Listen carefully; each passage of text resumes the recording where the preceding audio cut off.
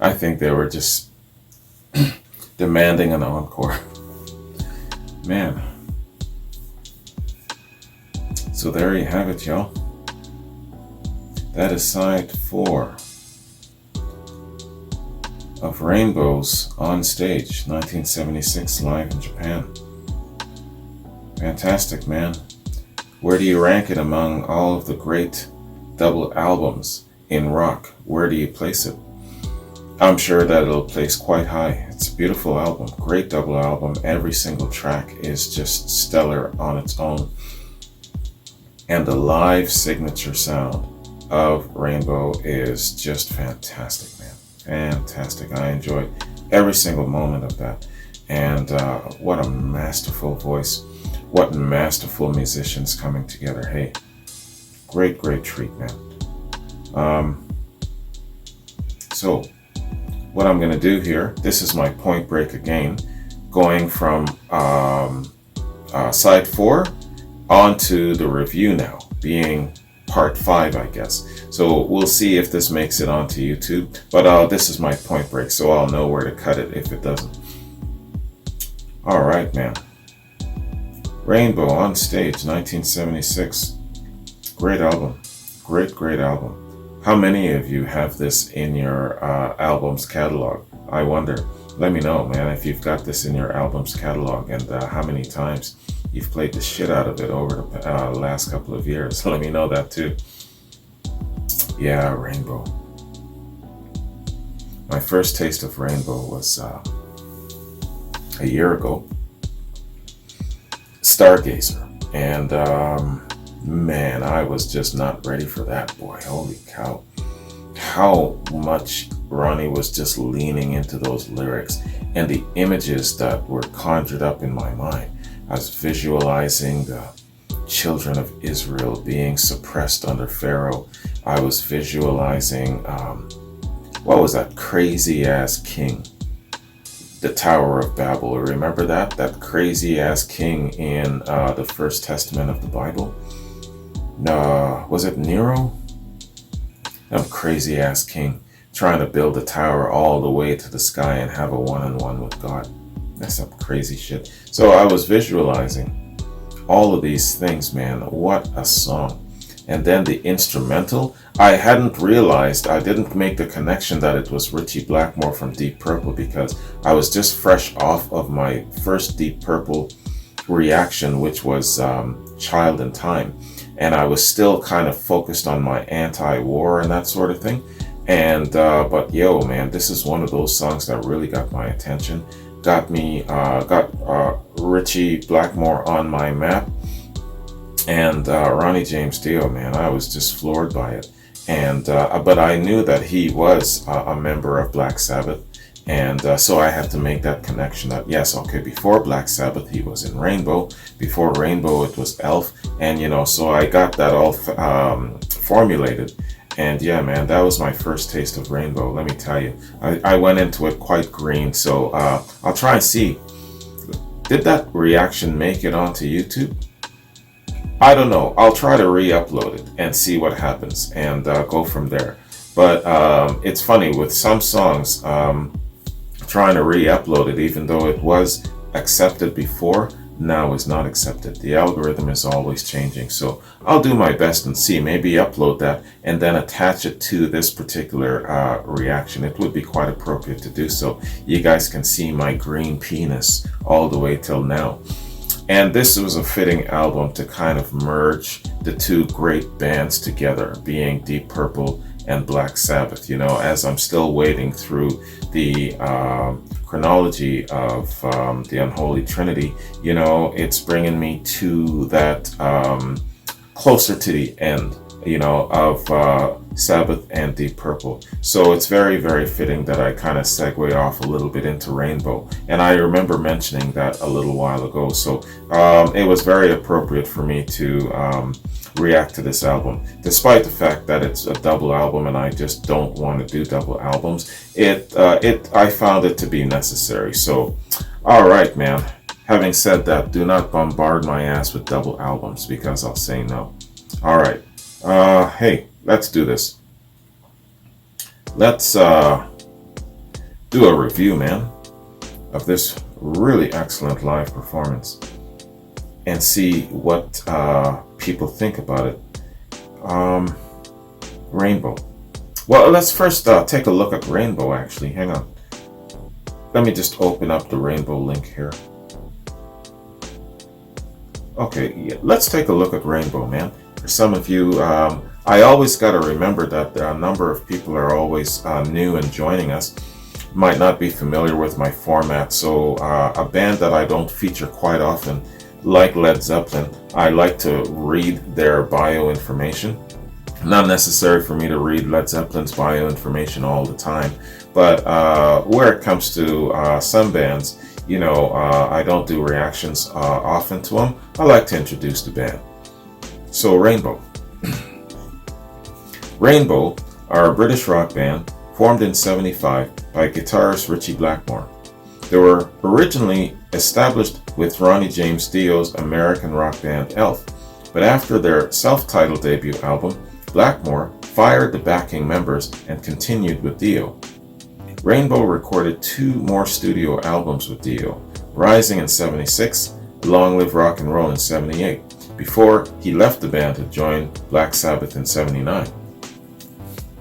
Blackmore, this dude has a history of firing people, doesn't he? I remember that shit that he did just to try and get Ian Pace into the band. He sent his current drummer on some sort of a errand or maybe a wild goose chase, slipped Ian in there and basically stole the drummer's gig. So Blackmore, man, he's something else. I gotta get to know this guy a little bit more, read some personal bio on him. I'm sure the good, the bad, and the ugly. Rainbow's early work primarily featured mystical lyrics with a neoclassical metal style, then went in a more pop rock oriented direction following Dio's departure from the group. 3 British musicians joined in '79, singer Graham Bonnet, keyboardist Don Airey, and then former Deep Purple bassist Roger Glover. And this lineup gave the band their commercial breakthrough with the single Since You've Been Gone from their 4th studio album Down to Earth. The band continued their success in the early '80s with their next 3 albums, Difficult to Cure, Straight Between the Eyes, and Bent Out of Shape. After breaking up in '84, Blackmore reformed Rainbow in '93 with a new lineup, which recorded their 8th and last studio album to date, Stranger in Us All, in '95. Blackmore's change in direction from rock to Renaissance and medieval influenced music led to Rainbow's second dissolution in '97. He revived the band once again in 2015, and they still perform live occasionally. Wow, Ritchie's got to be, in his late 70s by now? He's around the same age as Jimmy Page, right? In addition to Blackmore, Rainbow's current lineup includes Ronnie Romero on vocals, Jens Johansson on keyboards, Bob Nouveau on bass, and David Keith on drums. Rainbow were ranked number 90 on VH1's 100 Greatest Artists of Hard Rock. The band have sold over 28 million records worldwide. Alright, man. That's a brief little look at the band and its long-running history, Ritchie Blackmore being the only constant member. Alright, man, so let's hit this up. On Stage. On Stage is a double live album originally released by British rock band Rainbow in 1977. It was recorded live over several German and Japanese dates in late '76 during the Rising World Tour. Recording.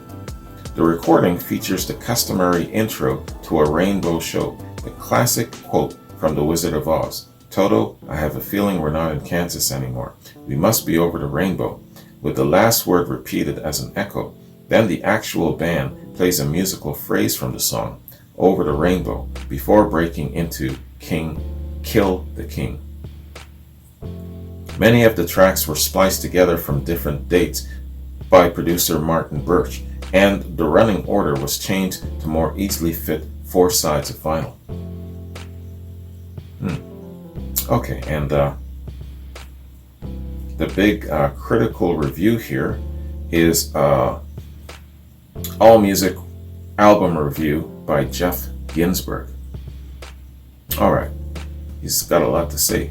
Jeff says, breaking with the 70s heavy metal tradition by releasing a live album after only 2 studio efforts, in parentheses, you're supposed to have 3 before the live one, Rainbow served up this double platter in 1977.